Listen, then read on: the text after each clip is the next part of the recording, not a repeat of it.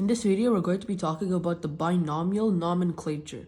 So binomial, bi meaning two, and nomial meaning name, and nomenclature means system of naming. But what's the importance of this binomial nomenclature, and why is it important when trying to identify these organisms? Well, let's take an example. So let's take puma, cowgar, and mountain lions. They're different names, but they all mean the exact same organism. So when they mean the exact same organism, but they have different names based on their location and how people interpret them, then obviously there will be some confusion as to what we're talking about. Hence, that's why the binomial naming system was introduced. They used Latin or Greek roots to be able to identify the organism as one name so that no scientist will be confused based on what they're talking about. They also chose mainly Latin but some Greek words in the binomial naming system so that it wouldn't be any bias towards any kind of language. The binomial nomenclature comprises of two systems. One is the genus and one is the species.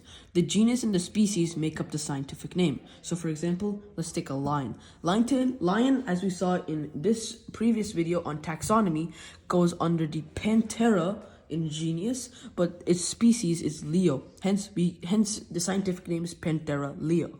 The local name is called lion, but the scientific name is Panthera leo. This is just for no confusion and also so that all scientists will be able to actually understand what organism is being referred to.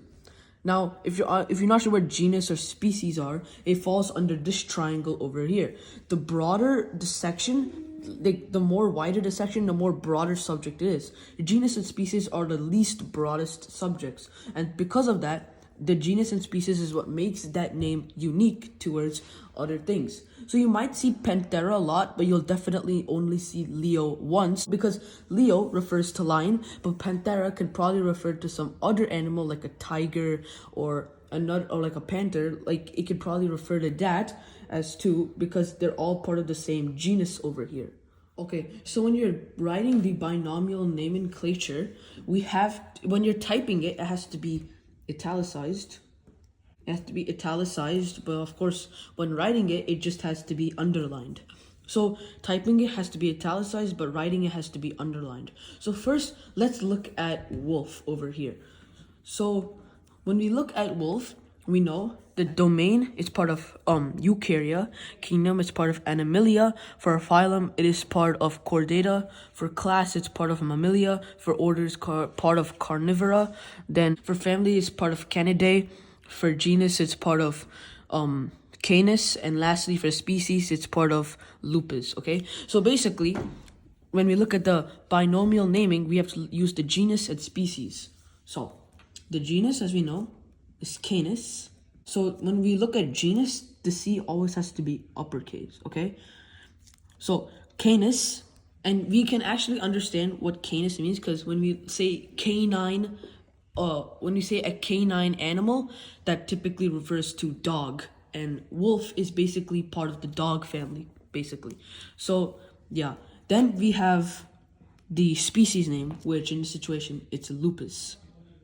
One fun fact for Lupus, the species name, is when we look at the Harry Potter book, the third Harry Potter book, we see that for the dark arts professor, Professor Lupin, is of course like his name is Lupin.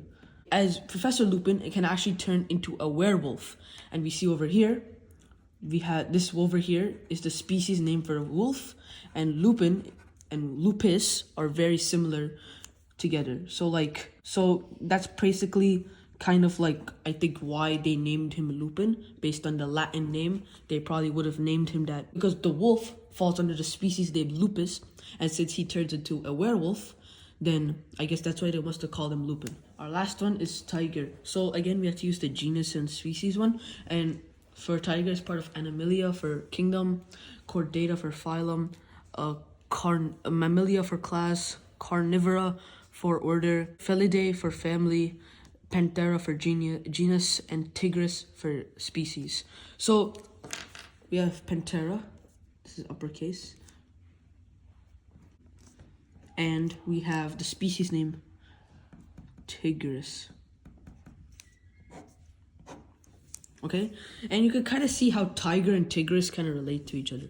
Another thing you might see is when we compare lion and tiger, we see they have the exact same genus name. And the reason why is because they might be part of a very similar family, but the only distinction is because tigers are a different species and lions are obviously a different species. Hence, this part is different when comparing it to each other. This is all about the binomial nomenclature.